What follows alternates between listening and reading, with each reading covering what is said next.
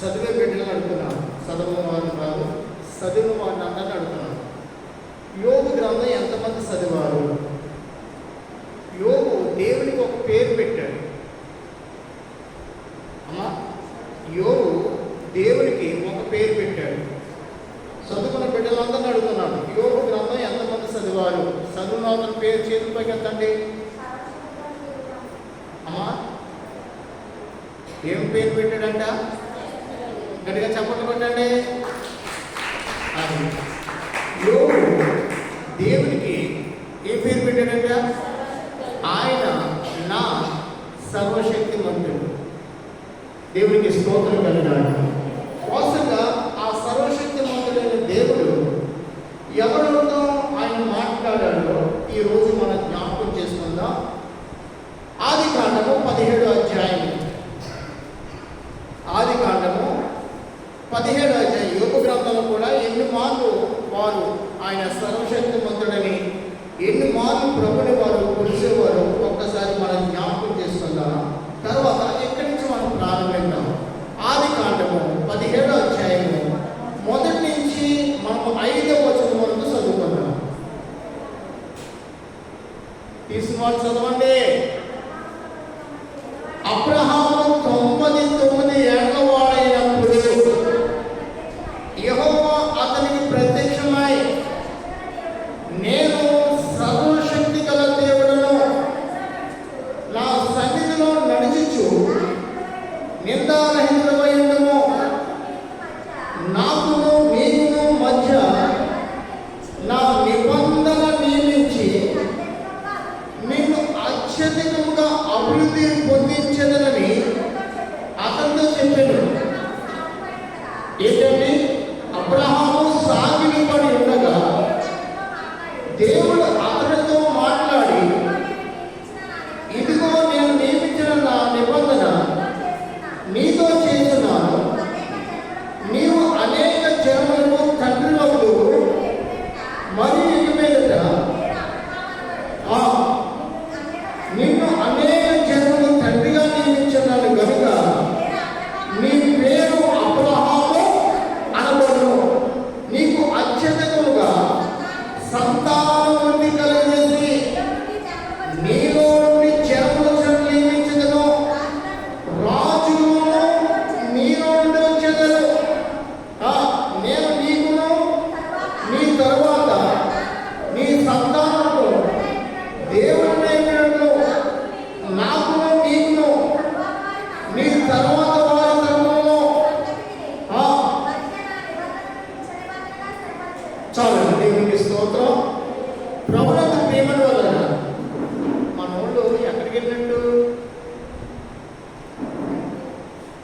ఏమని ఇప్పుడు 10:30 కాంచి చెక్కలు కొడతానికి రామకి. సరే, వాక్యాన్ని విందాం. దేవుడు మాట్లాడాడు ఎవరితోని? అబ్రహాంతో. దేవుడు అబ్రహాంతో మాట్లాడినప్పుడు అబ్రహాము చేసిన పని ఏంటి మీరు చెప్పాలి. దేవుడు అబ్రహాంతో మాట్లాడాడు. నా వైపు చూడాలి. దేవుడు అబ్రహాంతో మాట్లాడాడు. అబ్రహాము చేసిన పని ఏంటంటే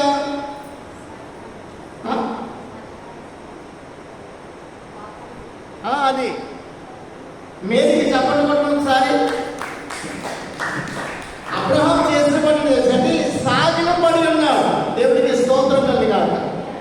సాగిల పడకపోతే దేవుడు తను చేయబోయే కార్యాన్ని మళ్ళీ అబ్రహాంకు చెప్పేవాడు కాదు. కాబట్టి దేవుడు ఎంత గొప్ప దేవుడు ఒకసారి ఆలోచిద్దాం మనం. అబ్రహాముతో దేవుడు మాట్లాడాడు. ఏ మాట ఒకసారి నేను చదివించేసి మళ్ళీ ఎవరు చదవద్దు. అబ్రహాము 99 ఏళ్ల వాడైనప్పుడు యెహోవా అతనికి ప్రత్యక్షమై, నేను సర్వశక్తి గల దేవుడను, నా సన్నిధిలో నడుచుచు నిందారహితుడై ఉండుము, నాకును నీకును మధ్య నా నిబంధన నియమించదని అత్యధికంగా నిన్ను అత్యధికంగా అభివృద్ధి పొందించదని చెప్పగా ఆ 3వ మాట పట్టుకుని అబ్రహాము సాగిలపడి ఉండగా, ఒకసారి స్తోత్రం చెప్పండి. దేవుడు అతను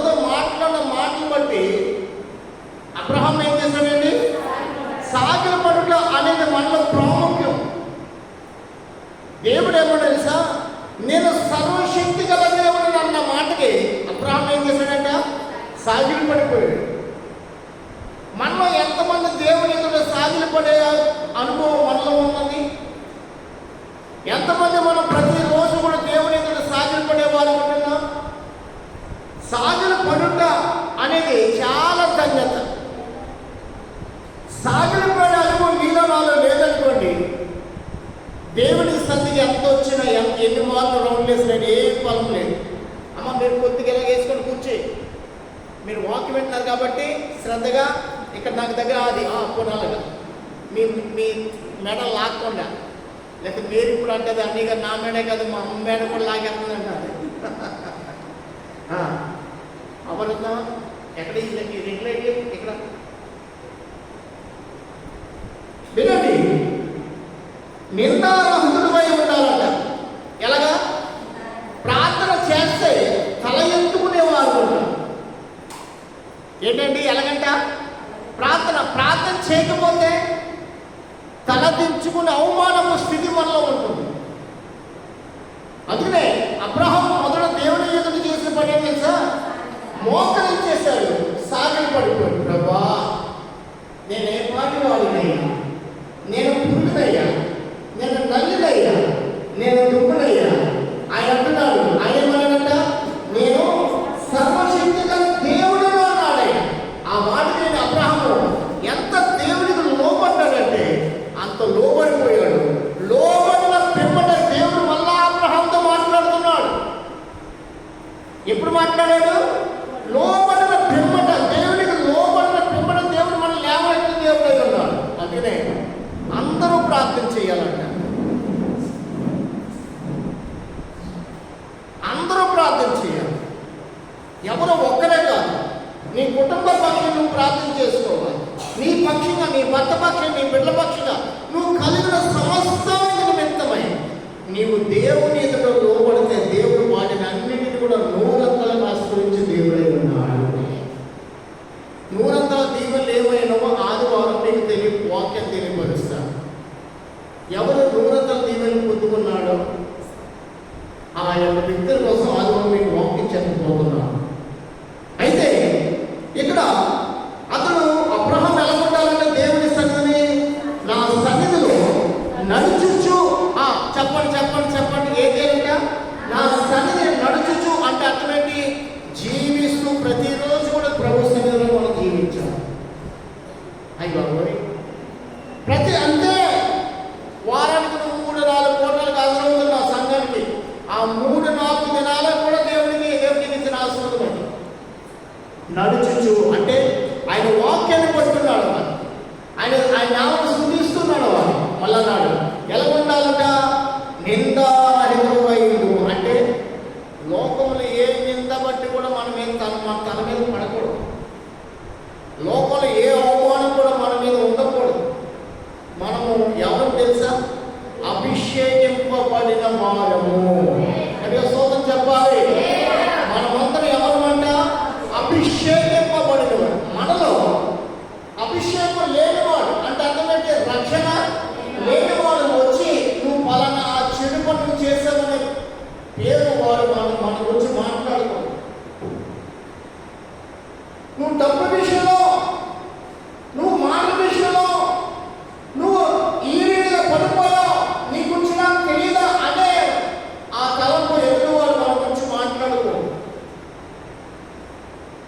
భర్త విరుద్ధంగా పడిపోకూడదు, భార్యకు విరుద్ధంగా పడిపోకూడదు, కుటుంబాల సమాజాలకు విరుద్ధంగా, లోకానికి విరుద్ధంగా మనం పడకూడదు. మనం ఎవరు తెలుసా? విలువైన రక్తము చేత మనం అభిషేకింపబడిన వారం కాబట్టి విలువైన అభిషేకం మనం కలిగి జీవించాలి.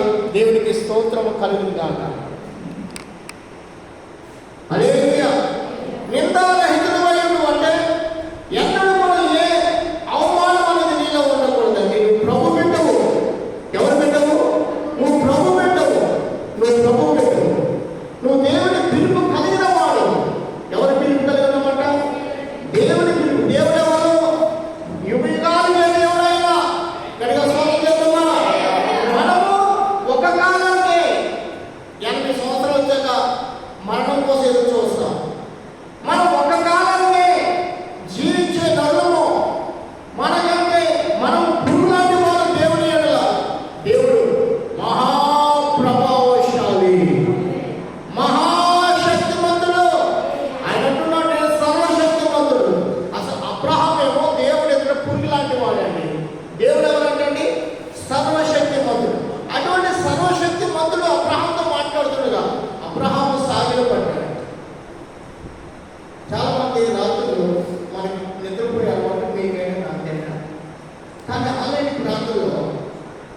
మీకు అందరికీ 4 గంటలకి నేను ఉండాల్సిందని చెప్తాను.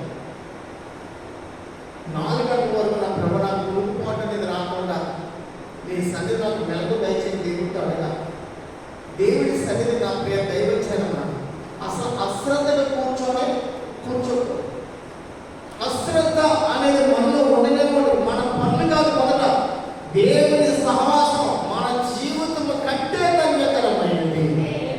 నువ్వు ఈ వాక్యం చదువుతున్నావు, నువ్వు ఎంత ధన్యుడవో, ఈ వాక్యాన్ని వింటున్నావు ఎంత ధన్యురావో. ఈ సహవాసం వచ్చి ఒక పాట, ఒక ప్రార్థన ఏదో చేస్తున్నావా, ఎంత గొప్ప ధన్యత పొందుకున్నావు అంటే అంత గొప్ప ధన్యత. ఎంతో మందికి ఈ భాగ్యం లేదు, ఎంతో మందికి వాక్యం అనే భాగ్యం లేదు, ఎంతో మంది లోకములలో అలా విచ్చలవిడిగా కొట్టుకుపోతున్నారు. అందుకనే యుద్ధాలు, భూకంపాలు, వస్త్రహీనత, వ్యాధులు అవన్నీ కూడా వాళ్ళు ఆవరించి అవన్నీ కూడా వాళ్ళు తీసుకెళ్ళిపోతున్నారు. మనిషి గొప్ప, వ్యాధి గొప్ప అంటే మనిషే గొప్ప. వ్యాధి ఏమాత్రం కానీ నేను స్వస్థపరిచి యెహోవాను నేనన్నాడు ప్రభు. దేవుడి సన్నిధిలో ప్రార్థించమని మరణం కూడా మనం ఏం చేయదమ్మా. నీకు నిరంతరంగా రూపింపబడిన ఏ ఆయుధము కూడా వద్దలని ప్రభువారు మనల్ని జయించారు. ఆ జయకరమైన మాటలు మన నోట ఎల్లప్పుడూ కూడా మనం మాట్లాడుతూ ఉంటాం. మన నాలుగు చేత, మన నోటి చేత అపవిత్రమైన మాటలు మన నోట రాకూడదు. నువ్వు అభిషేకింపబడిన బిడ్డవైతే అపవిత్రమైన మాట నీ నోట రాదు. అభిషేకం నీలో లేకుండా కాని మాటలు పలికి నీ జీవితం నాశనం చేసుకుంటావా? కాని మాటలు పలికడానికి నాలుగు ఇవ్వలేదు దేవుడు. కాని మాటలు పలికిన వారికందరూ కూడా నరకం నోరు తెరిచి ఎదురు చూస్తుంది.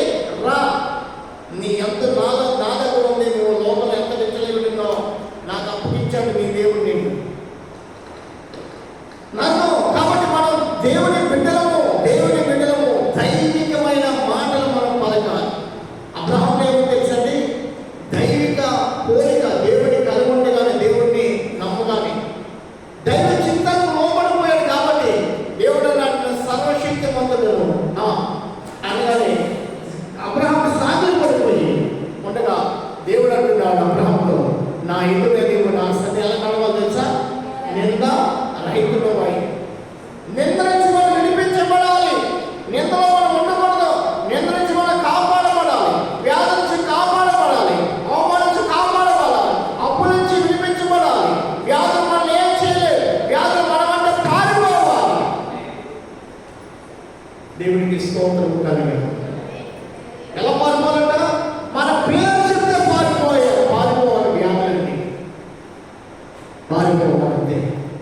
ఒక చోట ఒక వ్యక్తిని దయ్యం పట్టిందంటాడు. దయ్యం పడుతుంటే మాస్టర్ గారు 10 కిలోమీటర్ల దూరం ఉన్నాడంట. ఎన్ని కిలోమీటర్లు? 10 కిలోమీటర్లు. ఈ 10 కిలోమీటర్లు ఉన్న పాస్టర్ ఫోన్ చేస్తే పాస్టర్ గారు ఇంటి నుంచి బయలుదేరి ఆడు వచ్చేస్తాడు అంటుందంట. ఎవరు? 10 కిలోమీటర్లు ఉన్న దేవుడి సావుకల్ని ఆ దేవుడు అంటుందంట, వాడు బయలుదేరిపోయి నా దగ్గరికి వస్తాడు. వాడు ముండోడు నన్ను కాల్చేస్తాడు, నా దగ్గరికి వస్తున్నాడు ఇంటికి బయలుదేరి. ఆ ఇంటి వారికి తెలియదు కానీ ఆ దెయ్యం పట్టినోడు, ఆ దెయ్యం మాట్లాడుతుందంట, వచ్చేస్తాడు ముండోడు దగ్గరికి వచ్చేసాడు. ఓయ్ నేను కాలిపోతాను. దగ్గరికి వచ్చేసాడు కాలు క్యాపేస్తున్నాడు. ఈ శాపరాలు బ్రతికాడు దేవుడు ఎదుట. దేవుడు నాకు బట్టి ఎక్కడ కూడా నింద అనేది లేనివాడిగా జీవించాడు. కాబట్టి దురాత్మ శక్తులు 10 కిలోమీటర్లు గడగడ లాడిపోతున్నవి. హల్లెలూయా. గడగడ ఒడిగిపోతాయమ్మా. ఏం తెలుసా? ప్రార్థన, అభిషేకము, పిలుపు అవి స్థిరమైనవి. నీ పిలుపు ఎంత గొప్పదో నువ్వు ఆలోచించు. నిన్ను దేవుడు ఎటువంటి పిలుపు కలిగి పిలిచాడు. దేవుడు ఆయన మాట చేత మృతులను సైతము సజీవులుగా చేయగల పిలుపు ఆయన పిలుపు. నిన్ను కూడా పిలుస్తాడంటే, నిన్ను కూడా ఏర్పాటు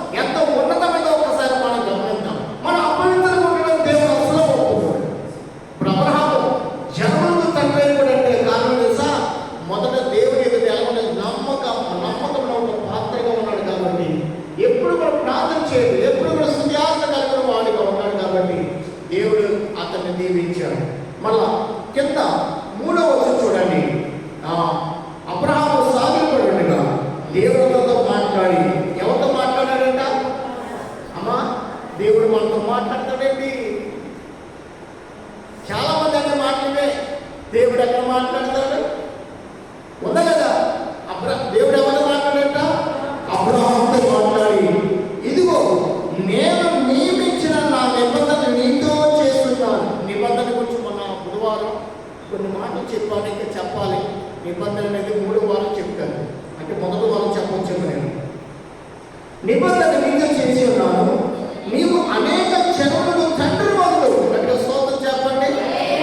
మొదటి నిబంధన ఇక్కడ దేవుడు అబ్రహాముతో నిబంధన చేసిన నిబంధన తెలుసా?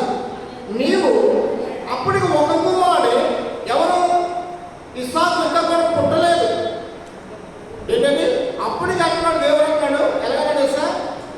నీవు అనేక జనములకు తండ్రి వద్దు అన్నాడు. మళ్ళా చూడండి, అనేక నియమించిన నిబంధన నీతో చేసి ఉన్నాను, నీవు అనేక జనుల తండ్రి. మరి ఇక మీద నీ పేరు అబ్రాహాము అనబడదు. అబ్రాహాము అంటే ఏంటి? ఏమీ లేనివాడు, ఏమీ లేనివాడు. మళ్ళా అన్నా చూడండి, అబ్రాహాము నిన్ను అనేక జనుల తండ్రిగా నియమించింది కనుక నీ పేరు అబ్రాహాము అనబడును. కనుక స్తోత్రం చెప్పండి. ఇప్పుడు అబ్రహాము నియమించింది ఎవరు? ఎవరు నియమించారంట? దేవుడే. నిన్ను నన్ను నియమించుకున్నది కూడా ఎవరు? దేవుడే. దేవుడికి స్తోత్రం చెప్పండి. దేవుడు నియమించుకున్నది. రాత్రి ఆల్రెడీ ప్రార్థన నీవు నేను కూర్చున్నాం. నిజమే, దేవుడు నియమించుకుంటాడు తన వాగ్దానంలో. నియమించిన వల్ల దేవుడు చేసే కార్యం అంతా దగ్గర వల్ల తెలియపరిచే దేవుడై ఉన్నాడు. దేవుడు చెప్పకుండా ఏదో కూడా చేయనే నువ్వు ఒక విశ్వాసం అయితే, సాధారణ విశ్వాసం ఉండకూడదు. దయచేసి సాధారణమైన అనుభవం మన నుంచి కొట్టివేయబడింది కాదు. మనం ఎలా తెలుసా? ఎలా ఉండాలి? దేవుడి చేత మనం ఎంచబడిన వాళ్ళు ఉన్నారు. సాధారణమైన విశ్వాసంతో దేవుడికి ఏమి కూడా మన ద్వారా నేను ఉంచాము వెళ్ళామనే మాట తెలుసు. దేవుడి చేత ఆత్మలు చేయబడిన బిడ్డలుగా మనం ఉండాలి. దేవుడు నా మాట నేను కనుకుంటా. దేవుడు నన్ను నియమించుకున్నాడు. దేవుడు నన్ను నియమించుకున్నాడు. ప్రభువా, నీ ప్రజల ఎదుట నిలబడి నీ బలిపీఠం మీద నిండి నీ దైవ ఉపదేశాన్ని నీ ప్రజలు అంటే నీ మందికి వచ్చిన వారికి బోధించే భాగ్యం ఇచ్చావు. ఈ భాగ్యం కోట్ల రూపాయలతో ఇచ్చినా దొరుకుతుందా? లారీలు బంగారం తీసుకొచ్చి నాకు అప్పగించిన ఈ బంగారం ఈ భాగ్యం దొరుకుతుందా? హల్లెలూయా. భూలోకంలో ఉన్నంత వరకు, నేను బ్రతికినంత వరకు ఈ అధికారించి నన్ను తీసివేసే వాడు నరుడు ఉంటాడు. ఆమేన్. హల్లెలూయా. దేవుడు మన తన చిత్త ప్రకారంగా తన రాజ్యాన్ని పిలుచుకునే వారికి భూలోకంలో నన్ను కనిపేవారు. ఎందుకు? దేవుని పిలిచిన పిలుపు మాత్రం లోబడి జీవించడానికి నేను సమర్పించుకున్నాను. కానీ మనసు చెప్పిన నడవడి బట్టో, మనసు చూపించే మార్గాలు బట్టో నడవడానికి కానీ కాదు. దేవునికి మహిమ కలుగును కాదు. దేవుడు నియమించుకుంటాడు. ఆ నియమం ప్రకారం నిలబడాలి, మాట్లాడాలి, మనం కూర్చోవాలి. ఒక విషయం చెప్పిన మీకు అందరికీ, ఇక్కడ కూర్చోడుట సాతానికి అవమానమా, సాతానికి ఘనత? అవమానం అని మీరు ఎలా చెప్పగలరు? మీరు ఎలా చెప్పగలరు అమ్మా? నేను మీకు చెప్తున్న ఒక మాట, సాతానికి ఎప్పుడు కూడా అవమానం రావాలంటే నీ ద్వారా, నా ద్వారా, మనందరి ద్వారా. కూర్చున్నట్టు ఒక క్రమం. పాట పాడే విషయంలో ఎలా ఉండాలి? ఒక్కడే మోతుంటే అందరూ కలిసిపోవాలి. ఇప్పుడు నేను ఒక్కడే మాట మీరు అందరూ ఎలాగా బైబిల్ తెలుసుకుని ఎలాగా వినేయగలిగి వింటున్నారు. ఈ యొక్క విధేయత సాతానికి అవమానం. అయితే బైబిల్ తెలిసి వాక్యం వినకుండా ఆ పక్క ఈ పక్క కొన్ని మాట్లాడటం మధ్యలో ఇద్దరితో కూర్చున్న కాడ ఏవో 2 మాటలు పలుకుతూ ఉంటాయి. అప్పుడు కూడా సాతానికి ఘనత. దేవునికి నీకు ముందు దేవుని కలగాలి, మళ్ళీ దేవుని ద్వారా నీకు ఘనత రావాలి. మనం మాట్లాడే విషయంలో ఘనత దేవునికి, సాతానికి అవమానం. మనం పనులు చేసే విషయంలో సాతానికి అవమానం, దేవునికి ఘనత. ఎందుకు చదువు ఇక్కడే కాదు, విశ్వాసమే ఎక్కడ నీ ఇంట్లో కూడా దేవునికి 10 మంది మోహం ఉన్నా కానీ, లేదా ఏదైనా ఫంక్షన్ ఉన్నా కానీ, లేదా ఇంకా వ్యక్తిగతంగా ఏదైనా ఎవరితో మాట్లాడి కానీ ఎకసెక్కతో కూడా నవ్వులు ఆడపాటు మనకు అసలే కుదరదు. ప్రేమతో కూడిన మాటలు కానీ, లజ్జకరపు మాటలు కానీ, అవమానంతో కూడిన క్రియలు కానీ. మన ఒక సహోదరి ఎవరో పాస్టర్ అన్యాయ పనులు చేసినట్టు మెసేజ్ పెట్టింది. అంతకుముందు ఆమె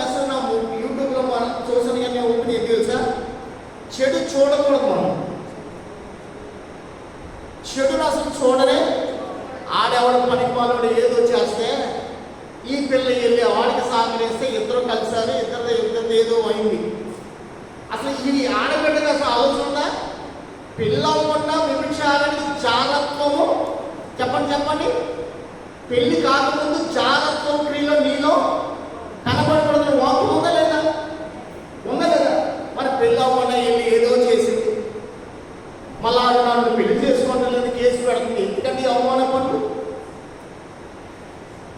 ఇటువంటి మెసేజ్లు నాకు పెట్టదు దయచేసి. తెలుసా, నా యూట్యూబ్లో పడుతున్న ఓపెన్ చేసి తెలుసా, అవి మనకి ఆత్మీయ జీవితానికి అవమానమై ఆత్మీయ బిడ్డలు అటువంటి పట్టుకోకూడదు. ఎటు పట్టుకోవాలి? గొప్ప గొప్ప సాక్ష్యాలు విని ఆ సాక్ష్యాలు వేరే బిడ్డ వినిపించు, అది సంతోషం. అలా నువ్వు అది చేశారు ఇది చేశారు నువ్వు 10 మంది చూపెడతావు అంటే ఆ పనులు వాళ్ళు ఉండాలనుకున్నా మీరు ఉండాలనుకుంటున్నావా? ఎప్పుడు కూడా అటువంటి మెసేజ్ ఎవరికి పెట్టద్దు. మనం ఎవరో తెలుసా, ఒక ఆత్మీయ బిడ్డలము. దేవుడికి స్తోత్రం కలగాలి. మనం ఇతరులు చేసే చెడు మనం మాట్లాడకూడదు, చెడు చూడకూడదు. వారిద్దరికి కూడా దేవుడు వాక్యాన్ని ఇచ్చాడు. వాడి సేవకుడు ఎవరంటే వాడు సేవకు చేయవలసిన పని ఏంటి? సేవకు చేయవలసిన పని ఏంటి? సేవ చేయాలి, ప్రార్థన నడిపించాలి. సంఘానికి వచ్చేవారు ఎంతో మంది ఉంటారు, మనల్ని కలిగేస్తున్న వారు.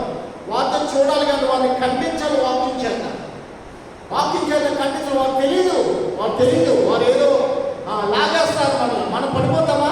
దేవుడిని అభిషేకించాను. ఎందుకు అభిషేకించుకున్నాను? వారితో పడిపోతావనా? నీచుడా, దేవుడి సంఘానికి వస్తున్నా సాగుని బాగు చేయడానికి. ఎందుకు వస్తున్నా? దేవుణ్ణి ఘనపరచడానికి. దేవునికి స్తోత్రం కలగాలి. కాబట్టి ఏది కూడా ఆశించకూడదు. దేవుని మాత్రం మనం చూసేది కాక అది పరిశుద్ధమైన జీవితం అండి. అపవిత్ర నాకు అంటకూడదు. అసలు నేను మీకు మెసేజ్ మీకు పెట్టాను, నేను మిమ్మల్ని పాడు చేసిన వాళ్ళు అవుతాను. వాళ్ళు పోగొద్దు మనకొద్దు. ఎవరిది కావాలి మనకి? మన దేవుని యొక్క ప్రభావం, ఆయన మహిమ, ఆయన నీతి, ఆయన ప్రేమ ధ్యానించే చాలు మన హృదయం పవిత్రమైపోతున్నది. హల్లెలూయా. మానవులను చూస్తే మనము నాశనమైపోతామయ్యా. మానవుడు చేసిన క్రియలు బట్టి మనం మాట్లాడుకుంటే మనకి అవమానం. దేవుడు నీకు ఎలా ఉండమన్నాడు? వారు చూడు ఎలా ఉండమన్నాడు?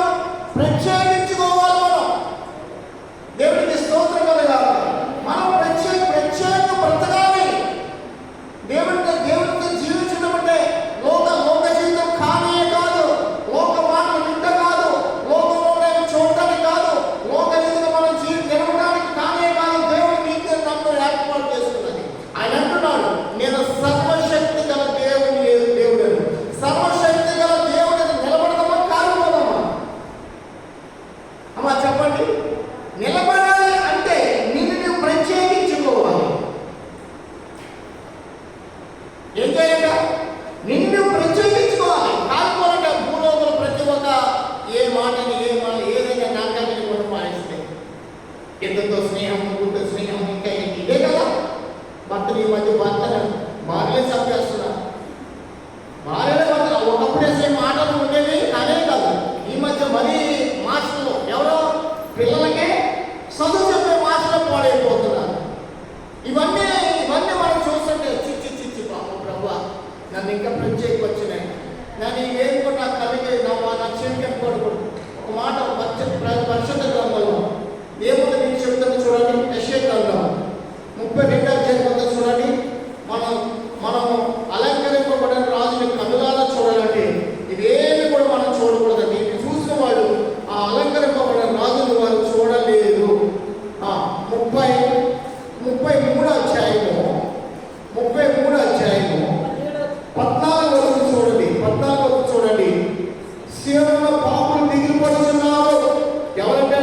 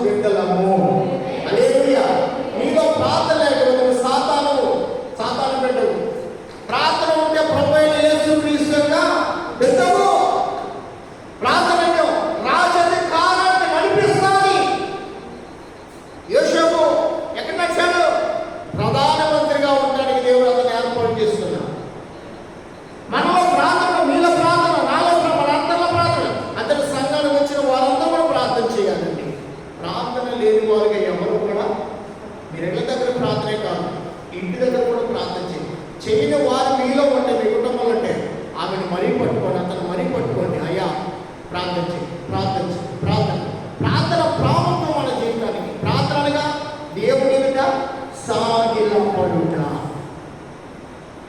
దేవుడు నిన్ను కనిపెడతావు. మనలో నీలో నాలో ప్రార్థన ఉందా లేదని. ప్రార్థన లేదని ప్రభు నీ వైపు చూడడు. ప్రభుకి నువ్వు ప్రియమైన బిడ్డవు కానే కాదు. సంతానవృద్ధి ఏంటండి? సంతానవృద్ధి కావాలంటే ఎవరు? దేవుడే ఇవ్వాలి మనకి. దేవుడు ఇవ్వకపోతే సంతానవృద్ధి ఎక్కడి నుంచైనా కలుగుతుందంటే ఎక్కడా కూడా పేరు ఎక్కడ కూడా వినబడదు. కాబట్టి మళ్ళా అదే ఆదికాండం 18వ అధ్యాయము 14 చూడండి. 18-14 యెహోవాకు అసాధ్యమైనది ఏదైనా ఉన్నదా? దేవునికి స్తోత్రం. అంటే ఇక్కడ కూడా దేవుడు, ఇక్కడ కూడా సర్వశక్తి మంతుడే. అంటే అక్కడ శారా అని తెలుసండి ఎన్ని సంవత్సరాలు వచ్చింది అక్కడికి? అమ్మ 9 సంవత్సరాలు వచ్చేసింది సారా. ఎన్ని సంవత్సరాలు కంట? 9 సంవత్సరాలు కలిగిన స్త్రీకి బిడ్డ పుట్టే ఆ శక్తి ఉంటుందంటే ఉండదు. కానీ ఆ మాట పడి శారా నవ్విందంట. 12 చూడండి. శారా నేను బలము ఒరిగిన దానైన తర్వాత నాకు సుఖము కలుగున నా యజమానుడు ఉంటూనే ఉన్నాడు కదా అని తనలో నవ్వుకునేను. అంతటా యెహోవా అబ్రహాముతో వృద్ధురాలనైన నేను నిన్ను నిశ్చయముగా ప్రసవించెదను అని సారా నవ్వనేలా యెహోవాకు అసాధ్యమైనది ఏదైనా ఉందా? మీదికి ఈ కాలమున నిర్ణయ కాలం. అది మీదికి ఈ కాలం అంటే ఏ కాలం? నిర్ణయ కాలం. దేవుడు నిర్ణయించిన కాలమున దేవుడు దాని కార్యం నెరవేర్చు దేవుడు అయినా నీ గురించి నా గురించి నిర్ణయించినప్పుడు మనం కూడా ఎలా ఉండాలి? నిందారహితుడుగా ఉండాలి. దేవుడు నిర్మించిన కాలం నెరవేర్చే దేవుడై ఉన్నాడు ఆయన. కాబట్టి మనం ఎలా ఉండాలంటే నిందారహితుడుగా. మనం 15 చూడండి. శారా భయపడి నేను నవ్వలేదని చెప్పగా ఆయన అవును నీవు నవ్వితివి అని చెప్పండి. అని ఇస్సాకు అనగా అర్థం ఏంటి? ఇప్పుడు నవ్వు. ఇస్సాకు అనగా అర్థం ఏంటంటే ఇప్పుడు నవ్వు. ఇస్సాకు పుట్టాక సారాకి ఏమొచ్చింది? నవ్వు. అంటే సారా ఇస్సాకు పుడుతున్నాడు అనగానే నవ్వేస్తుంది. ఇంకా అందుకే ఇస్సాకు అనగా అర్థం ఏంటంట? నవ్వు. సరే, మళ్ళా అక్కడి నుంచి మరొక వాక్యం మనం చదువుకుందాం. 28వ అధ్యాయము ఆదికాండము 28వ అధ్యాయము 3వ చూడండి. 3వ సర్వశక్తి గల దేవుడు నీవు ఆస్వాదించి నీవు అనేక జన్మలకు నీకు సంతానవృద్ధి కలిగేసి నిన్ను విశ్రమ చేసి నీవు పరవాసమైన దేశమును అనగా దేవుడు అబ్రహాము ఇచ్చిన దేశమును నీ స్వాస్థ్యముగా చేసుకున్నట్లు ఆయన నీవు అనగా నీవును నీతో కూడా నీ సంతానమును అబ్రహామును అనుగ్రహించిన ఆశీర్వాదము దయచేయగా కానీ అతన్ని దీవించి యాకోబును పంపివేసెను. ఎంత గొప్ప మాట చూడండి. ఇస్సాకు తన కుమారుని దీవించేటప్పుడు ఒక మాట అంటున్నాడు. ఏమని తెలుసా? నేను సంపాదించి నీకు ఇస్తానం లేదు. మన పిల్లలతో ఏమంటారు? నా సంపాదనతో నీకే కాదంట. ఏం సంపాదించా? బూడుగా. మన ఏం సంపాదన అమ్మా? ఇప్పుడు అక్కడ యుద్ధాలు జరుగుతున్నాయి. ఎంత సంపాదించారు? అదంతా ఏమవుతుంది? బూడిదే. అవునే కదండి. ఇస్సాకు యాకోబును దీవించే సమయంగా నైనా నా సంపాదన నా ఆస్తి నీదం లేదు. ఎంత వినియం ఎంతగా కూడిన మాట అతను అన్నాడంటే ఒకసారి మనం పరిశీలిస్తే సర్వశక్తి గల దేవుడిని ఆస్వాదించి ఆమేన్. ఏ దేవుడంట? ఆయన సర్వశక్తి గల దేవుడు. అబ్రహాము దీవించిన దేవుడు ఆయనే. ఇస్సాకును దీవించిన దేవుడు ఆయన.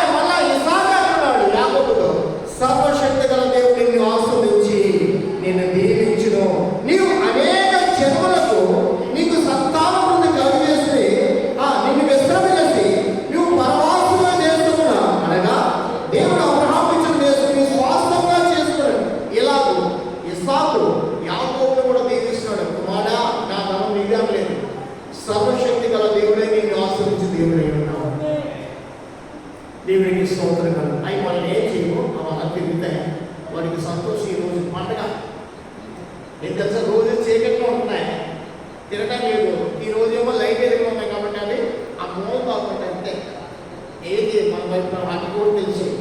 మన ముఖం మీద పడతా ఏం చేస్తాము. అక్కడ చూడండి, దేవుడు నేను దీవించెను, సర్వశక్తి గల దేవుడు. ఏ దేవుడంట? సర్వశక్తి గల దేవుడు. అలా 35 ఆదికాండం 35 అధ్యాయం కూడా వెళ్దాం. ఆదికాండం 35 అధ్యాయం కూడా వెళ్దాం ఒకసారి. ఆదికాండం 35 అధ్యాయానికి వెళ్ళి అక్కడ 11వ వచనం మనం చదువుకుందాం. మరియు దేవుడు, నేను సర్వశక్తి గల దేవుడను, నువ్వు ఫలించి అభివృద్ధి పొందుము, జనముల సమూహములను నీ వలన కలుగును, రాజులు నీ గర్భవాసము పుట్టెదరు. నేను అబ్రహామును ఇస్సాకును ఇచ్చిన దేశం నీకు ఇచ్చెదను, తర్వాత నీ సంతానం నీ దేశము ఇచ్చెదరని అతనితో చెప్పాను. దేవుడు అతనితో మాట్లాడే స్థలం పరమును వెళ్ళాను. ఆయన తనతో మాట్లాడుచున్న యాకోబు ఒక స్తంభం అనగా రాతి స్తంభం కట్టించి దాని మీద ప్రాణార్పణ చేసి నూనె దాని మీద పోసి తనతో దేవుడు మాట్లాడిన చోటికి యాకోబు బేతేలు అని పేరు పెట్టాడు. ఇక్కడికి స్తోత్రం చెప్పండి. యాకోబుతో దేవుడు మాట్లాడాడు. ఇప్పుడు ఇక్కడ మీతో కూర్చున్న వారందరితో దేవుడు మాట్లాడుతున్నాడు. దేవుడికి స్తోత్రం కలగాలి. యాకోబు ఒక రాయి నిలబెట్టి ఏం చేశాడంట? ఒక రాయి నిలబెట్టి దాన్ని ఏం చేశాడు? ప్రాణార్పణ చేశాడు. రాయి అనగా ప్రభువైన క్రీస్తునకు సాదృశ్యంగా ఉంది. విసర్జింపబడిన రాయి తలకు మూలరాయి. చెప్పండి. ఇప్పుడు యాకోబు ఏ రాయిని నిలబెట్టాడు? ఏంటండి? ఏ రాయిని నిలబెట్టాడు? ఆ రాయితో ఏం చేశాడు? అక్కడ యాకోబు ఆయన తన 14 వచ్చాడు.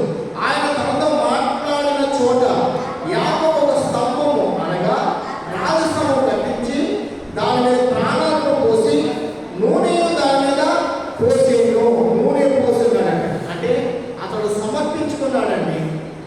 మనలో ఏముండాలి? సమర్పణ ఉండాలి. సమర్పణ మనం మర్చిపోకూడదు.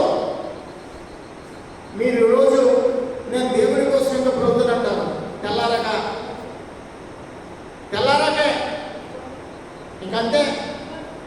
అమ్మా ఏంటో మీ మాట్లాడితే ఆయన ఏం చేయమంటారండి? అమ్మా తప్పమ్మ అయ్యో ఏం చేయమంటారంటే సమర్పణ అనేది మన ఊపిరి కంటే ఉన్నతమైనది. ఊపిరి పెట్టుకునే వాళ్ళు ఎవరైనా ఉన్నారా? ఎవరైనా పెట్టుకుంటారా? ఎవరైనా ఊపిరి పెట్టుకునే వాళ్ళు ఉంటే కనుక చెప్పండి ఒకసారి. నేను ఇక్కడ కూర్చోబెడతాను. కానీ సమర్పణ మర్చిపోతాం. చనివాళ్ళంట ఎన్ని మాను ఊపిరి తీసుకుంటారు, ఎన్ని మాను ఊపిరి పెడతారంటే ఒక లెక్క అంట. మనం ఎప్పుడైనా లెక్క పెడతామా? చైనా మనుషులు తమ ఆరోగ్య విషయంలో చాలా పర్ఫెక్ట్ అంటాడు. ఎంత తినాలో వాళ్ళకి అంత అలవాటేనంట. మీకు విషయం, ఆ చైనా దేశంలో సంఘాలు తెరవబడకూడదు. అయితే ఇప్పుడు ఆ దేశం గురించి చెప్తున్న మాట తెలుసా? 2030 వచ్చినప్పటికీ చైనా దేశం అంతా కూడా మొత్తం మారిపోతాయి. హల్లెలూయా. వాళ్ళ సంఘాలకు వెళ్ళవట్లేదు, కానీ వాళ్ళ ఇళ్లలో ప్రార్థన మానట్లేదండి. ఉద్యోగాల ప్రార్థన మానట్లేదు, పొలం పనుల ప్రార్థన మానట్లేదు, ప్రయాణాల్లో ప్రార్థన, అన్ని విధాల ప్రార్థన. ఇప్పుడు వచ్చిన మాట తెలుసా? 2030 అంటే ఎన్ని సంవత్సరాలు ఇంకా బాకీ ఉంది? 4. ఇప్పుడు 2020 బాగున్నాం. 2028 30 వచ్చినప్పుడు చైనా మొత్తం క్రిస్టియన్ దేశంగా మారిపోతుంది. దేవునికి స్తోత్రం కలుగుగాక. అది మన దేశం, మన పరిస్థితి ఒక జ్ఞాపకం చేసుకుంటే మనమందరూ కూడా నిద్రమంతా కూడా బయట నుంచి ఎవరు లోపలికి బయటికి వెళ్ళి ఎవరు మళ్ళీ కిటికీలోంచి వస్తుంది ఎందుకు? ఇప్పుడు ఇక్కడే మన పరిస్థితి మనం మర్చిపోతాం.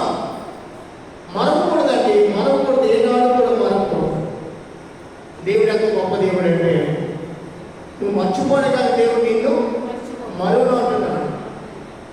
మారని మార్పు లేని దేవుడు. మనలో మార్పు వచ్చేమో కానీ దేవుడు మార్పు లేదు. దేవుడు మహోన్నతుడు. నిన్నెన్నడూ కూడా మరువని అంటున్నాడు. మారని మార్పు లేని దేవుడి చేతులు మనం ఉన్నాము. మనం కూడా దేవుడికి ఇచ్చిన సమర్పణ మనం మర్చిపోకూడదు. మళ్ళా అబ్రహాము చేసిన వాగ్దానం ఇక్కడ మళ్ళా మనం యాకోబులో చూస్తున్నాం. 11వ చూడండి. మరియు దేవుడు సర్వశక్తి గల దేవుడు నువ్వు ఫలించి అభివృద్ధి పొందు. చెప్పండి, దేవుడి యొక్క కార్య వాక్యం కదా.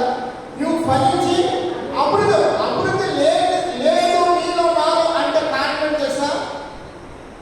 దేవుడు అభివృద్ధి పొందు, ఫలించు, విస్తరింపబడిన వాగ్దానం అందరికి ఇచ్చేసాడు. కానీ మనలో లేదంటే మనలో ఏం లేదు? ప్రార్థన లేదు. మనలో దేవుడికి స్తుతియాగం లేదు.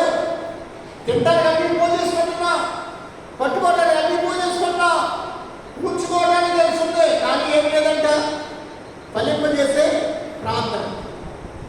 ఫలింపజేసే ఆ ప్రార్థన మీలో నాలో లేని మూలముగా మనము ఫలించలేకపోతున్నాం. దేవుడు అన్నాడు, అప్పుడు నువ్వు ఫలించి అభివృద్ధి పొందు, జనముల సమూహములుగా నీ వలన కలుగును.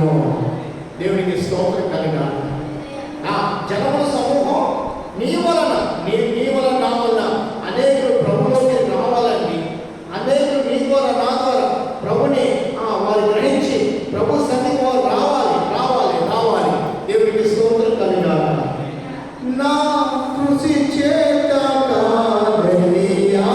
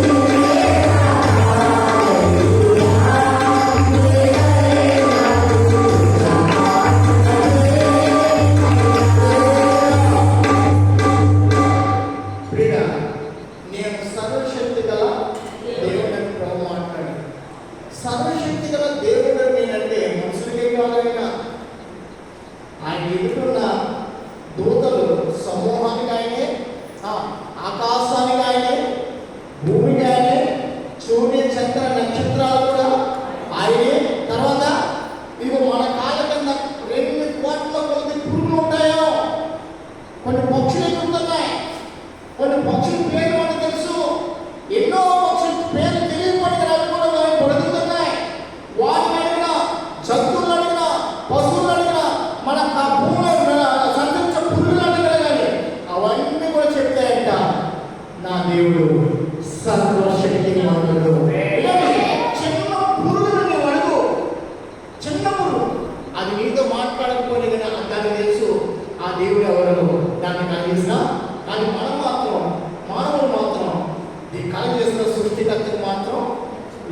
కలిగేది అది. అందుకనే మనమేమో బుద్ధిహీనులు, అవేమో బుద్ధి కలిగినవంట. రాత్రులు రోజు కుక్కలు వస్తున్నాయి, మీకు తెలుసా తెలియదా అమ్మా? ఎందుకు వస్తుంది చెప్పగలరా? రాబో విపత్తు భయంకరమైనదంట. రాబో విపత్తు భయంకరమైన భూమి మీద భయంకర విపత్తు రాబోతుంది. కాబట్టి అవంట ఎవరికి దేవుడికి మొదలు పెడుతున్నాయి. ఇక్కడ యుద్ధాలు జరుగుతున్నాయి. మనం యుద్ధం ప్రార్థన చేస్తున్నాం, ప్రభా ఆ యుద్ధం మా దేశం మీద రాకుండా, ఆ యుద్ధం ఆ బాంబు మా ఇంటి మీద పడకుండా, నీ ఇంటి మీద పడకుండా ఎప్పుడు నువ్వు ప్రార్థన చేసుకొని చేరుకోవాలి కదా. బాబు నీ ఇంటి మీద పడకుండా ప్రార్థన చేసుకున్నావా? బయట ఉన్న వాళ్ళు అనుకున్నా తెలుసా? మన ఏరంగారు కూతురు ఉంది. ఏరంగారు కూతురు ఏ పేరు? చిన్నారి. అమ్మ బాంబు పేరు పక్కనే అంత కోపంలోకి వెళ్ళిపోయింది. చిన్నారే లేవు పడతారు ఇంటి వాళ్ళలో. అవునా? వీడియో చూపించారు నాకు. అసలు కోమలో లేదు, మనసులో లేదు. మనమేమో సరదాగా తోడు బియ్యం వండుకుంటున్నాం. అక్కడ కోళ్ళు ఆలాడుతూ ఉంటాయి. ఆ కోడి చేసి తినేస్తాం. ఫ్యాన్ గెర్ర తింటుంది.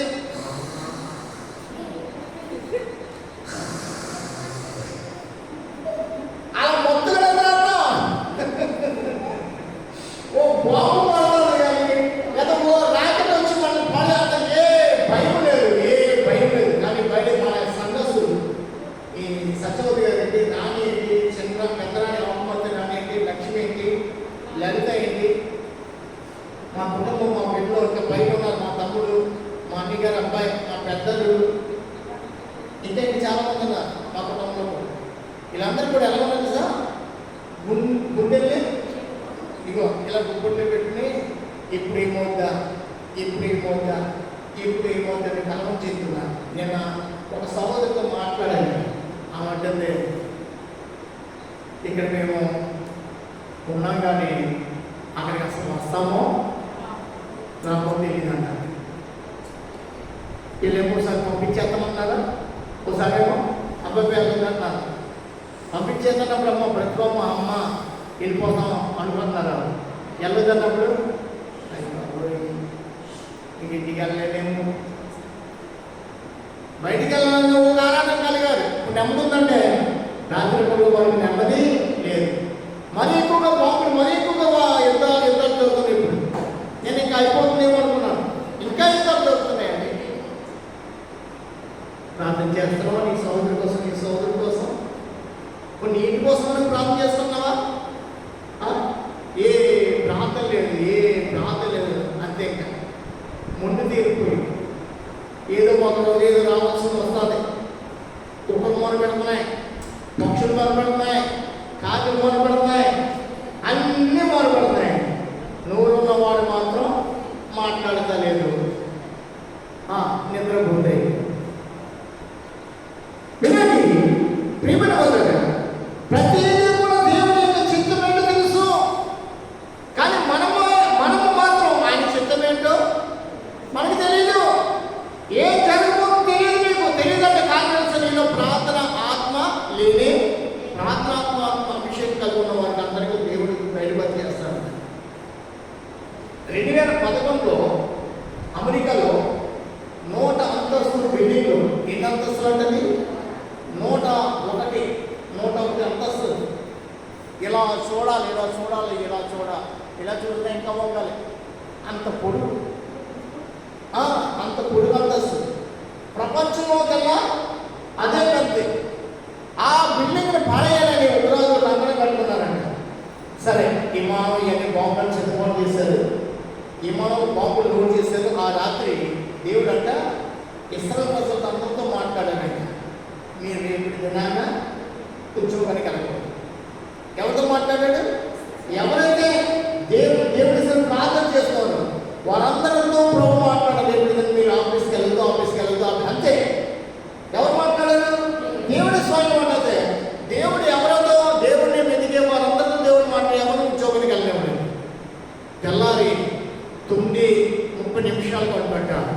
2 విమానాలు వచ్చేసి ఆ టవర్ మీద పడిపోయిందంటే టవర్ మొత్తం కూలిపోయిందండి. ఇప్పుడు అందులో చనిపోయిన వాళ్ళు ఎవరు చచ్చిపోరంటే రక్షణ లేని వారు చనిపోరు, కానీ రక్షణ కలిగి ఉన్న వారు ఎవరు కూడా అక్కడ లేరు.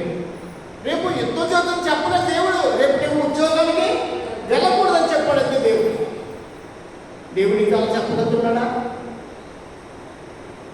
అమ్మా, దేవుడు అందరితో మాట్లాడతాడు, నీతో నాతో మాట్లాడతలేదంటే కారణం తెలుసా? మనం ప్రార్థనకి మన హృదయాన్ని దేవుడికి తెరవలేదు. ప్రార్థన మనకు అసలు ఇష్టం లేదు. ప్రార్థన చేయడానికి అసలు మన శరీరం మనం లోపరుచుకోము. ప్రార్థన చేయడానికి ఒక రోజు ఉపవాసం ఉండడానికి మనం ఒప్పుకోము దేవుడి సన్నిధికి. ప్రియమైన వాళ్ళారా, అది ఆ రీతిలో మనం ఉండకూడదు. దేవుడు ఇక్కడ మాట్లాడుతున్నాడు. దేవుడు మాట్లాడుతూ ఇంకా కొన్ని విషయాలు మనం నేర్చుకోవడానికి ప్రభు మనకి తెలియపరుస్తున్నారు. నిర్గమాకాండము 6వ అధ్యాయము 2వ వచనం చూడండి. 2వ వచనము, మరియు దేవుడు మోషేతో ఇట్లనెను, నేనే యెహోవాను, నేను సర్వశక్తి గల దేవుడను. అబ్బా, ఏమన్నాడు? మొదటి పేరు ఏంటంట? నేనే యెహోవాను అనే పేరు చెప్పి మళ్ళీ ఏమన్నాడు? నేనే సర్వశక్తి గల దేవుడని కూడా అన్నాడు. మళ్ళా సర్వ దేవుడని పేరున అబ్రహాము, ఇస్సాకు, యాకోబులకు ప్రత్యక్షమైందని, కానీ యెహోవా అను నామం నేను వారికి తెలియబడలేదు. అంటే దేవుడి యొక్క శక్తి, దేవుడి యొక్క ప్రభావం ఇంకా ఆ ముగ్గురికి ఇంకా చెప్పనే. ఇప్పుడు మోషే నేర్చుకుంటున్నాడు. ఇప్పుడు మోషే ఏం చూస్తున్నాడు? దేవుడి ప్రభావాన్ని, సర్వశక్తి గల నామంలో జరిగే ఏవైతే జరుగుతుందో అవన్నీ కూడా మోషే కన్నులారా చూడబోతున్నాడండి. ఎర్ర సముద్రం పాయలైపోవడం మాట అమ్మా ఏంటి? ఎర్ర సముద్రం అసలు ఏ సముద్రం మనం అసలు నదులు ఆపలే కదా. ప్రవాహం ఎంత ప్రవాహంతో వరదలు వస్తే వనగాలండి. వరదలో మనం నిలబడగలమా? కొట్టుకుపోతే కాలు ఎత్తుకుపోయినట్టు మనం ఎత్తుకుపోతే ప్రవాహం. కానీ అటువంటి ప్రవాహం దేవుడు తన ప్రజలు అందరికీ చేరువని ఆపేస్తాడండి. ఈ కాలం కూడా ఆయన నామం జరుగుతున్నాయి. మోషే చూశాడు, కానీ అబ్రహాంకి, ఇస్సాకుకి, యాకోబుకి ఏమీ తెలియలేదు. వారు తెలియకపోయినప్పుడు కూడా వారు దేవుడి మీద ఆనుకున్నారు, దేవుడి మీద విశ్వాసం ఉంచారండి. దేవుడే స్వయంగా అంటున్నాడు, అబ్రహాం, ఇస్సాకు, యాకోబు ప్రత్యక్షమైంది, కానీ యెహోవా అను నామం నేను వారిగా తెలియబడే. యెహోవాని మీ ఎంతమంది ఉంటారో చూడండి. ఆశ్చర్యకార్యం చేయగల నామం కలిగిన దేవుడు అండి ఆయన. మనం ఎలా ఉన్నాం? పరిపూర్ణ స్థితిలో ఉంటున్నాం. ఆ యెహోవా నామం ఏమైనా తెలియని వారు ఉంటున్నాం. యెహోవా దేవుని కార్యం ఏమైనా రుచి లేని వారు ఉంటున్నాం అండి. ఎక్కడ చూసినా కానీ వ్యాధులే, బాధలే, అప్పులే, పిల్లలు మాట లేదని ఇదో మాట, పిల్లలు లోపడతలేదని ఇదే మాట. ఇవన్నీ ఎందుకు తెలుసా? యెహోవాను నామమున నీవు ఏమాత్రం కూడా భయపడతాను. అందుకనే ఏం చేయాలంట? యెహోవా యందు భయభక్తులు గలవాడు ఈ లోకంలో దీవించబడు. మొదట భయం, భక్తి కావాలి మనకి. అబ్రహాం ఏం చేశాడండి? సాగిలపడ్డాడు. మొదటే సాగిలపడిపోయాడు. సాగిలపడని ఆ యొక్క స్థితి బట్టి దేవుడు మన అబ్రహాముతో మాట్లాడి, నీవు ఫలించి అభివృద్ధి చెందుము, నేను జనములకు తండ్రిగా చేస్తానంటున్నాడు. అమ్మా, నీ జీవితంలో ఏది నీలో రాజు పుట్టుకొస్తారు. ఎక్కడి చేత ఎవరైనా రాజు ఉన్నారు? అబ్రహాము గర్భం చొచ్చిన వారు అంత ఆస్వాదింపబడ్డారు వారు యెహోవా నామమున. మనం కూడా యెహోవా నామమున వచ్చిన సంధి వస్తున్నా, కానీ ఆ యెహోవా నామం ఎదుట మనం భయపడట్లేదండి. ఎంత భయపడాలంటే అంత భయపడాలి దేవుని నామం. భయపడితే ధన్యుడమే, ధన్యత కలిగిపోతే వెళ్తామన్నా. వల్ల నిర్గమాకాండం 6వ అధ్యాయం 2వ వచనం అయింది. సంఖ్యాకాండం ఇక్కడ ఆపేస్తాను, ఎందుకంటే చాలా వాక్యాలు ఉన్నాయి. ఇంకా యోగ గ్రంథానికి వెళ్ళలేదు. ఇంకా యోబు గ్రంథంలో మాట్లాడుతూ వారు నా సర్వశక్తుడైన ఆయన నా సర్వశక్తుడు అంటూనే ఉన్నారు. సంఖ్యాకాండం 10వ అధ్యాయము 17వ వచనం మనం చదువుకుందాం. 17వ వచనం ఒకసారి ఒక్కసారి సంఖ్యాకాండము 11.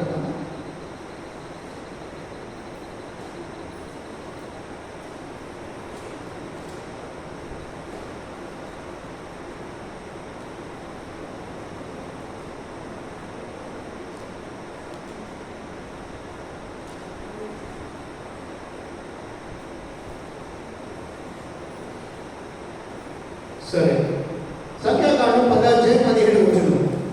17, 11, 17. అక్కడ వారు మీతో కూడా నిలబడవలను, నేను దిగి అక్కడ మీతో మాట్లాడగలను, మరియు నీ మీద ఉన్న ఆత్మల పాలు వాళ్ళని ఉంచెదను. ఈ జబ్బు పాలు ఒట్టిగా పోయినట్లు వారు దానిలో పాలు మీద కూడా భరింపవలెను. నీవు 18వ వచనం, నీవు జన్మ చూసి విజ్ఞానము మిమ్మల్ని మీరు రేపటికి పరిశుద్ధపరచుకోండి. ఆమె దేవుడి కార్యం చూడాలంటే ఏం చేయాలంట? పరిశుద్ధపరచుకో. ఎలా ఉండాలి?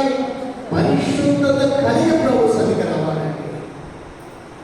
ఈరోజు ఆన్లైన్ ప్రార్థన, ఉదయకాలం సంఘం ప్రార్థన జరగదని మనము ఆన్లైన్ ప్రార్థనలో ఉండాలని పగలు యావత్తు కూడా మన పని త్వరగా పూర్తి చేసుకుని అవసరం ఒక గంట పడుకున్న పగలు రాత్రి వేళ చూడడానికి మనమోచనమే కాదు అనేక నడిపించే వాళ్ళు ఉండాలి. అన్ని పరిస్థితులు దేవుడు నీ బట్టి నా బట్టి మనం అనేక సమకూర్చాలి, అనేక నడిపించి దేవుడి గురించి వాళ్ళు తెలియపరచాలి. నువ్వు తీసుకొస్తూ దేవుడి యొక్క కార్యం, ఈ దేవుడి యొక్క ప్రభావం ఈ రోజు నేను వింటాను. రండి మనం ప్రోత్సాహపరచాలి.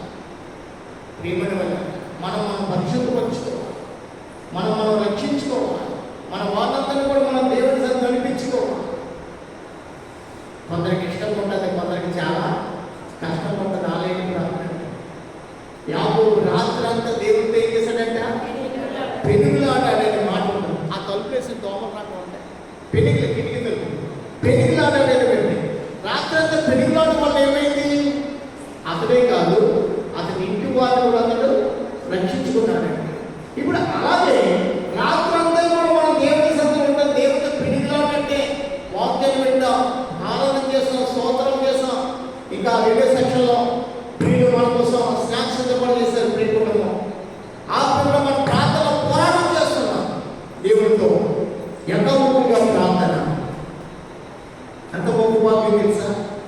ఎంత గొప్ప భాగ్యం అంటే భాగ్యం మనం ఎల్లప్పుడూ కూడా కలిగి ఉండి దేవుడిలో మనం ఎదురు నిమిత్తము దేవుడే ఈ భాగ్యాన్ని మనకి ఇచ్చాడు. ఎవరిచ్చారని భాగ్యం? దేవుడే మనకి ఇచ్చాడు ఈ భాగ్యం. కాబట్టి దేవుడిచ్చిన భాగ్యాన్ని ఎన్నడూ కూడా మనం కోల్పోకుండా దేవుడి సన్నిధి మనం చేరి ఆయన స్తుతించి నిమిత్తము దేవుడు మనకి గొప్ప భాగ్యం ఇచ్చినాడు. మనం ఇప్పుడు యోగు గ్రంథానికి వెళ్తున్నాం. యోగు గ్రంథంలో దేవుని యొక్క పేరు ఈ భక్తుడు ఏమని పెట్టాడో మనం చదువుకోబోతున్నాం. దేవునికి స్తోత్రం కలిగాక. మొదటిగా 11వ అధ్యాయము 7వ వచనం చూడండి. దేవుని గుణాంశములను నీవు తెలుసుకోగలవా? సర్వశక్తులకు దేవుని గురించి నీకు పరిపూర్ణ జ్ఞానము కలుగు.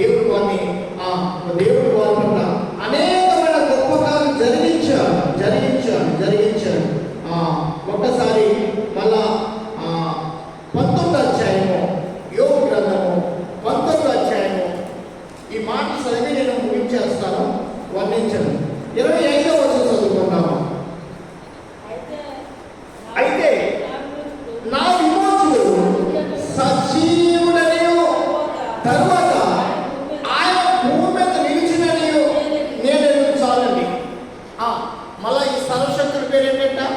విమోచకుడు. ఆయన ఏంటండి? సర్వశక్తుడైన చెప్పలేమన్నాడు, విమోచకుడు, నా విమోచకుడు అన్నాడు. నువ్వు అంటున్నావా?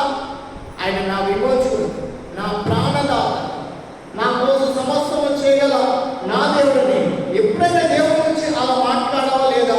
నిన్ను నీవు పరీక్షించుకో. ఒక్కసారి మనం అందరం పరీక్షించుకుందాం. ఆయన పేరు ఏం పేరండి? సర్వశక్తి గల దేవుడు. ఆమేన్, హల్లెలూయా. 22వ అధ్యాయము, అక్కడ 22వ అధ్యాయము 26వ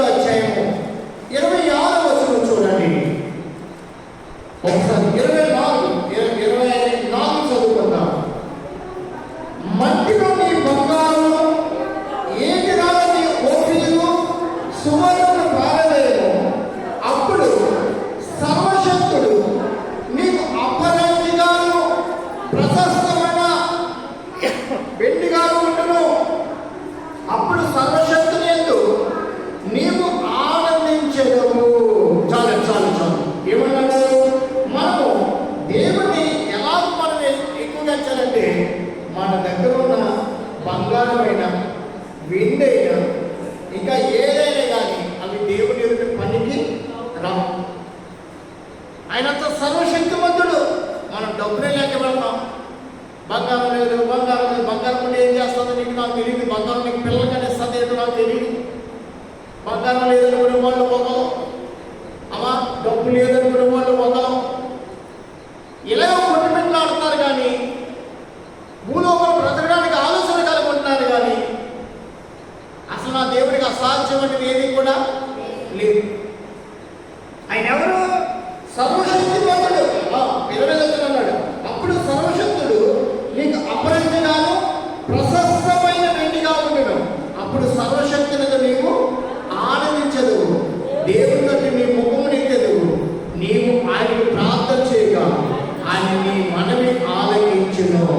నీ మొక్కుబడి నీవు చెల్లించదవు. దేవుని స్తోత్రం కలిగాక. దేవుని మనం ఎప్పుడు కూడా ఆయన నా సర్వశక్తిమంతుడు అంటూనే మాట్లాడాలి. మనం ఎలా మాట్లాడాలంట? ఆయన నా సర్వశక్తిమంతుడు అంటూనే మాట్లాడాలి. సర్వశక్తుడు. 24వ అధ్యాయం మొదటి మాట. 24వ అధ్యాయం మొదటి మాట. సర్వశక్తుడు వాడు నీ ఒక కాలం ఎందుకు ఏర్పాటు చేయడు.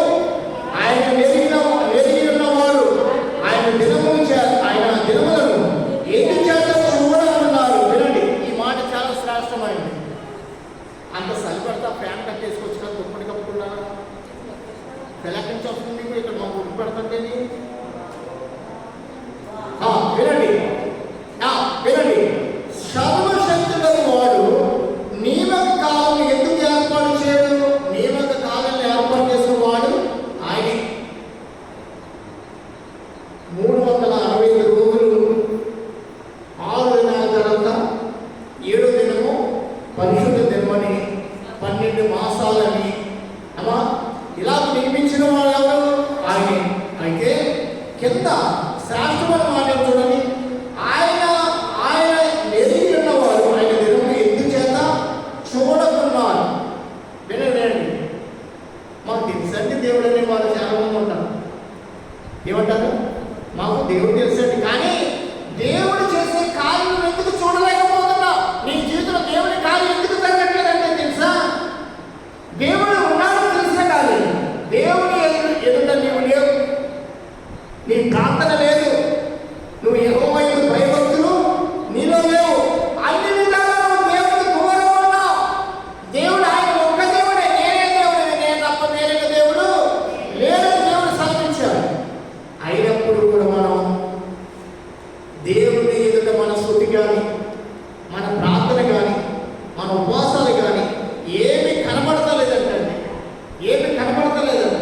కాబట్టి ఆయన ఏర్పాటు చేసిన దినాల్లో ఏమని మనకు తెలియలేదు. అసలు ఆదివారం ఎంత ప్రాముఖ్యమైందో, సోమవారం ఎంత ఉన్నతమైందో, మంగళవారం ఎంత దీవెనకరమైందో, బుధవారం ఎంత బుద్ధినిచ్చే దినమో, గురువారం మనకి ఎంత దండకరమైన దినమో, శుక్రవారం ఎంత శుభ శుక్రవారమో, శనివారం ఎంత మేలు చేయ దినమో. ఈ దినాల గురించి మీకు తెలియదు. కానీ పిల్లడే శుక్రవారం ఇలా ఎక్కడికి ఇలా కూర్చోండి అంట. మన మీద శుక్రవారం ట్రైన్కి వెళ్ళాం. ఈ శుక్రవారం ప్రాంతం గురించి వెళ్ళిపోయి కదా, ఇలాంటి ట్రైన్ చాలా ఖాళీగా ఉంది.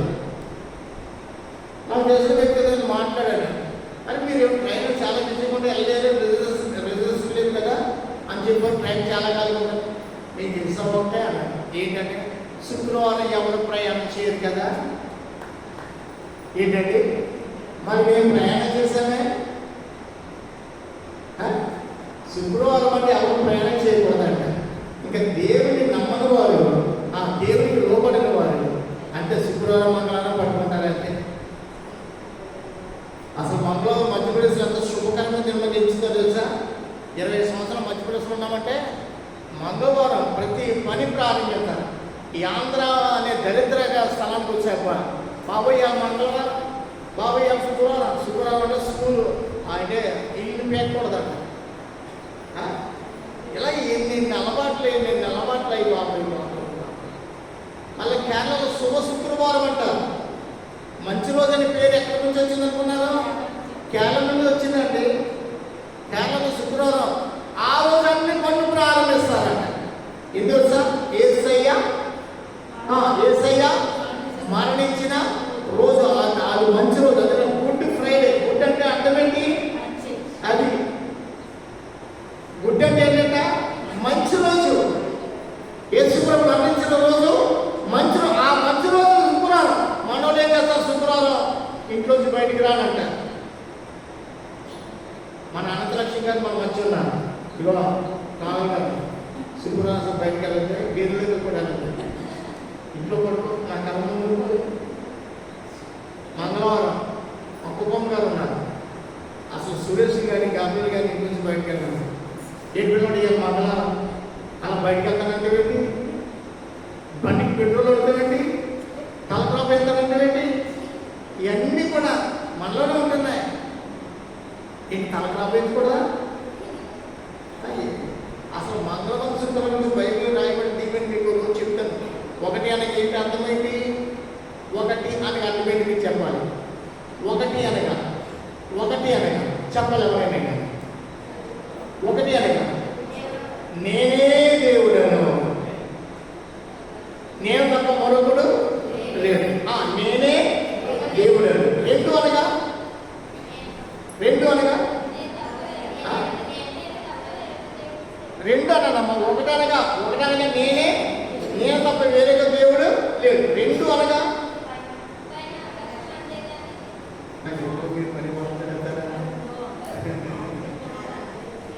అయ్యా రెండు అనగా సరే మీకు ఆదివారం రోజులు చాలు చెప్తాను. సరే వినండి. 24 నేను సర్వశక్తి గల దేవుడు, సర్వశక్తులకు దేవుడు నియమక కాలం 27వ అధ్యాయము, మళ్ళా 27వ అధ్యాయము యోబు గ్రంథం 27వ అధ్యాయము అక్కడ మరొక మాట చూడండి. 27:11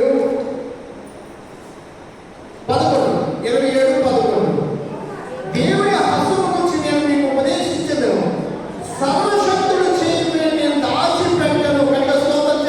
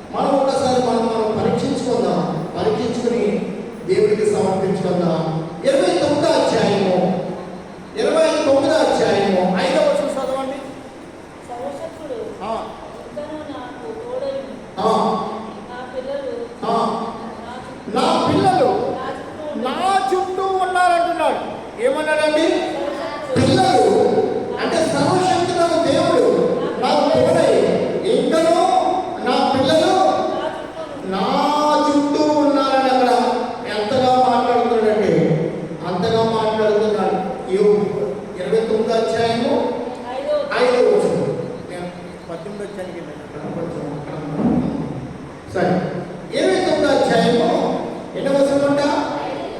5వ వచనం ఏమన్నాడంటే భక్తుడు, సర్వశక్తిని ఇంకా నాకు తోడై ఉండెను, నా పిల్లలు నా చుట్టూ నుండి నేను పెట్టిన అడుగుల నేతిలో పడేను. దేవునికి స్తోత్రం కలుగును. యోబు యొక్క అడుగంట ఎట్లాంటే నేతిలో పడింది. అంటే అంత నీతికరమైన జీవితం జీవించాడు. ఎందుకు అంత నీతిగా ఉంటాడు కారణం ఏంటంట? దేవుడు అతనికి సర్వశక్తిమంతుడుగా ఉండి తోడుగా ఉన్నాడండి. అదేవిధంగా సర్వశక్తులుగా అసాధ్యం అనేది ఏది కూడా లేదు. ఇప్పుడు వినండి, తెలియక మీ దగ్గరికి వచ్చేటప్పుడు మీ దగ్గరికి నేను అంత పండితుడికి దీపో నేను వస్తానని చెప్తున్నా, అలా చెప్తే ఇంటి చుట్టూ మాత్రమే పెట్టేసుకుంటాం. అవునా కదా? ఇంటి చుట్టూరు కూడా మాత్రమే పెట్టేసుకుంటాం. అయినా వచ్చేది మాంత్రికుల కంటే కనబడి కనబడదు. అలాగే నీ పీకిలోకి వెళ్తాం కాయలు, అది నీ పీకిలోకి వెళ్తాం కాయలు. ఎందుకంటే ఆ మాంత్రికుల కంటే కూడా కనబడదు. కానీ ఒక్క ప్రార్థన, ఒక మాట మనం అంటాం, నాతో మీరు కూడా అన్నారు, నజరేయుడైన యేసుక్రీస్తు నామమున దురాత్మ సమూహాలను చెప్పండి, నజరేయుడైన యేసుక్రీస్తు నామమున సాతాను దురాత్మలను, పాము దురాత్మలను, దేవిజాతి దురాత్మలను బంధించి చెల్ల వేయుచున్నాను. ఇప్పుడు అనంటే ఎవరైనా బంధిస్తున్నావు? నువ్వు సాతాను దురాత్మను బంధిస్తావు, పాము దురాత్మను బంధిస్తావు, ఇంకా దేవి దేవత దురాత్మను కూడా బంధించి ఎక్కడ వేస్తున్నా? ఎవరి పేరునా? నజరేయుడైన యేసుక్రీస్తు నామమున. హల్లెలూయా. అయితే నజరేయుడైన యేసుక్రీస్తు నామం చెప్పగానే ఇవన్నీ కూడా వణుకుపోతున్నవి. హల్లెలూయా. ఇవన్నీ భయపడిపోతున్నవి, ఇవన్నీ పారిపోతున్నవండి. అదే ముందు మాట చెప్పాను కదా, ఏమంట? శ్యాములు 10 కిలోమీటర్ల దూరం ఉన్నాడు. అక్కడ దెయ్యం పట్టింది ఆమె అంటుందంట, ఆడు వచ్చేస్తాడు, నన్ను కాల్ చేస్తాడు, ఇంటి యొక్క చుప్పుడే బయలుదేరి చూసారు. సాతం తెలిసిపోతాయి. దేవుడి సేవలు ఎవరు? అపోస్తుల కార్యం 19వ అధ్యాయంలో పౌలు గారు వేసుకున్న వస్త్రాలు వేసుకున్నారు. ఒక తండ్రి కొడుకు, ఒక తండ్రికి పుట్టిన 7 కుమారులు. అయితే పౌలు గారు ఏ వస్త్రాలు? తెల్ల సత్వం, తెల్ల ప్యాంట్. పౌలు గారు వేసుకున్న మేము కూడా తెల్ల బట్టలు వేసుకుంటే మమ్మల్ని చూసుకొని భయపడిపోతాయి అనుకున్నాయి. భయపడి అంటే భయపడలేదు. ఆ బట్టలు చింపేసి వాళ్ళ మీద జయించి దిగంబరిగా చేసి పాడేసినట్టు. పౌలు తెలుసు, యేసు తెలుసు, పౌలు తెలుసు, కానీ మీరు ఎవరో తెలియదు, పట్టు పాడేసినండి. దెయ్యాలు కూడా ప్రార్థనలు ఎవరో, ప్రార్థన చేయని వారు ఎవరో దానికి కూడా తెలుసు. ఎవరికి భయపడాలో వారికే భయపడతాయి. రోజంతా అబద్ధాలు, రోజంతా మోసాలు, రోజంతా కూడా ఇంట్లో ఒక్క రోజు ప్రార్థన లేదు. ఇంకా నువ్వు ఈ నీతికి తిరుగుతూ ఉంటావు. ఆ పిల్లోడా రాత్రి నా పీకి నొక్కేసింది, అంట. దీన్ని ఒక్కదా? దేవుడి సంఘానికి అంత ప్రార్థన కలిగి ఉండాలి కదా. దేవుడి సంఘానికి అంత ప్రార్థన నీలో నాలో ఉండాలి కదా. దేవునికి స్తోత్రం కలగాలి. ప్రార్థన లేకపోతే ఏమైపోతాం? ప్రార్థన లేకపోతే ఏమవుతుందంట? సాధారణ గారు ఏ జీవితం నా జీవితం నాశనం చేస్తారు. ఏం చేస్తారండి? నాశనం చేస్తారు. కాబట్టి ప్రార్థన కలిగిన వారిగా మనం ముందుకు కాక ఒక మాట ముగించేస్తాను, ఎందుకంటే మనకి టైం అయిపోయింది. నేను మొదటి సెషన్ ఎంతో ముగించేస్తాను. ఒకసారి యోబు గ్రంథము 20వ అధ్యాయం అనుకుంటా, 20వ అధ్యాయము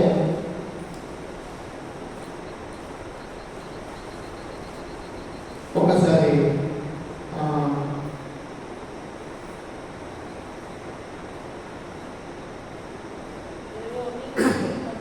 సరే అంతలోని ఒక చిన్న మాట చదివి గురించి చేస్తాను చూడండి. 25వ అధ్యాయము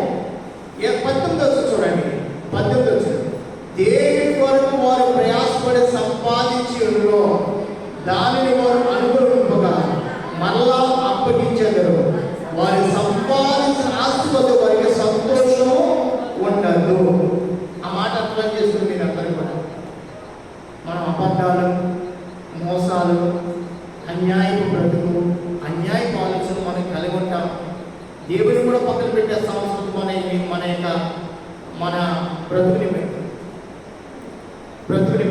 అందుకే యోగు భక్తుడు ఇక్కడ మనకి ఇచ్చిన మాట తెలుసా? తేమానీయుడైన జోఫర్ రాసిన మాట ఏముందంటే, దేని కొరకు మీరు ప్రయాసపడి సంపాదించి ఉండిలో దానిని వారు అనుభవింపక మళ్ళా అప్పగించేది. సంపాదించు, అన్యాయంగా సంపాదించు, వడ్డీల మీద వడ్డీలు సంపాదించు. వడ్డీ లేదంటే నీకు నెమ్మది రాదు. ఏంటండి? వడ్డీ రానిదని నీకు సంతృష్టి ఉండదు. దానిని వారు అనుభవింపక మళ్ళా అప్పగించేద్దరు. వారు సంపాదించిన ఆస్తులు వారికి సంతోషం ఉండదు. వారి పేదలు ఉంచి విడిచిపెట్టిన వారు బలాత్కారం చేత ఒక ఇంటిని ఆక్రమించబడిన దాన్ని కట్టి పూర్తి చేయరు. వారి ఎడదగగా ఆశించిన వారు ఎంత వచ్చిన తృప్తి అనేది ఉండదంటారు. ఇంకా రావాలి, ఎక్కడికి అసలు అనుభవించమంటారు. అసలు అనుకోవడం మనం కావున ఆ రీతి కాకుండా వాక్యాన్ని మనం ధ్యానించిన వాక్యాన్ని మనం కనుగొన్న ఒకసారి అక్కడే 21వ అధ్యాయము 14వ వచనం కూడా చదువుతాం. చూడండి, 14వ వచనం. వాడు నీ మార్గం జ్ఞానం అక్కర్లేదు, నీవు మమ్మల్ని విడిచిపోమని దేవుడికి చెప్పుదురు. మేము ఆయన సేవించలేదు. సర్వశక్తుడు వాడు ఎవరంట సర్వశక్తు అవ్వవాడు ఎవడని దేవుడి మీదే మీరు తిరుగుబాటు చేస్తారు. డబ్బులు ప్రేమించేవాడు, డబ్బుల కోసం ఆనందించేవాడు, లోకాన్ని ప్రేమించేవాడు, లోకంలో ఉండాలనుకునేవాడు.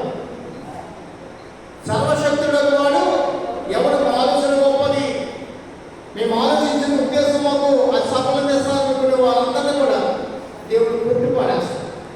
ప్రేమని వల్ల దేవుడికి విరోధంగా ఈ ఆలోచన మనకు ఉండకూడదు. ఆయన ఎవరు తెలుసా? సర్వశక్తి మంతుడు. ఆ సర్వశక్తిని మంతుల కృప మీరు మీ సంతానికి తోడే నడిపించదు కాక. ప్రేమవాడ పక్షుల కోరుతున్నా మీరు ఇచ్చిన శ్రేష్టమైన సమయం బట్టి మీకు స్తోత్రము. మీ కృపావాచ్యాలు చెప్పిన అయా కలిగిన 2 మాసాలు 3 మాసం ప్రవేశపెట్టి మీరు ఇచ్చిన సమయం బట్టి కూడా మీకు స్తోత్రం. 2 సెక్షన్ క్రితం కృపదయించండి. ఈ సమయాన్ని స్నాక్స్ ఇచ్చిన కుటుంబాన్ని జీవించండి. వారి మన సంతానాన్ని ఆస్వాదించండి. ఏవైతే సంఘాన్ని ప్రేమి సిద్ధపాటు చేస్తున్నారో, ఎవరిని ఖర్చు చేస్తున్నారో అంతగా రెట్టింపు దీవెనలు వారికి మన సంతం దయచేసి వారిని ఆస్వాదించమని, వచ్చిన బిడ్డలను కూడా ఆస్వాదించమని, అయ్యా 2 సెక్షన్లో కూడా అందరూ ఉంటారు కూడా కృపదయించమని యేసు నామమున అడిగి వేడుకుంటున్నాము తండ్రి. ఆమేన్, ఆమేన్, ఆమేన్. హల్లెలూయా. మీకు అందరూ కూడా స్నాప్స్ మరి కుటుంబం సిద్ధపరిచింది. ప్రార్థన చేయమన్నారు కానీ పేరు చెప్పొద్దన్నారు. కాబట్టి ప్రార్థన చేద్దాం. స్నాక్స్ కుటుంబం కోసం మీరందరూ కూడా స్నాక్స్ తీసుకుని మళ్ళీ ఇక్కడే ప్రార్థనలో పాల్గొనవలసి అవ్వాలి. గంటం శ్రీని గారు ప్రార్థన చేసేగలుగుతారు. గంటన్నర ప్రార్థన చేసి మీరు వెళ్ళాలి. అంతకుముందు వెళ్ళదు. అంతే.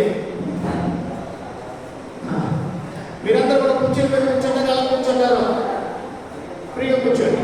అలాగే నమ్మా మీరే లేదు, ఫ్రీగా కూర్చోండి. అమ్మ ఇంటికి ఎవరాలతో అందరూ టిఫిన్ చేశారంటే కూర్చొని మీద కూర్చోండి. బెంచీల మీద కూర్చోండి. కాస్త కాళ్ళు అటు ఇటు 2 అడుగులే మోకాళ్ళు ఎప్పుడు అవుతుందే